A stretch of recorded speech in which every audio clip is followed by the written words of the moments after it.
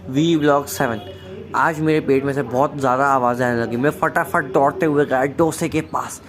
डोसा उठाया मैंने मैं गया भाई का बहुत तेज़ी में टीवी के पास।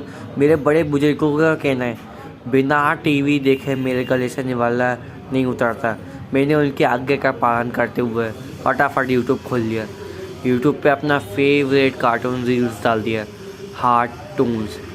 मैंने उसकी वीडियो चालू कर दी। वीडियो चालू करने के बाद मैंने फटाफट उसकी वीडियो देखते देखते देखते देखते खाना खाया। मेरा डोसा पता नहीं इतनी जल्दी ख़त्म हो गया कि मैं क्या बताऊँ।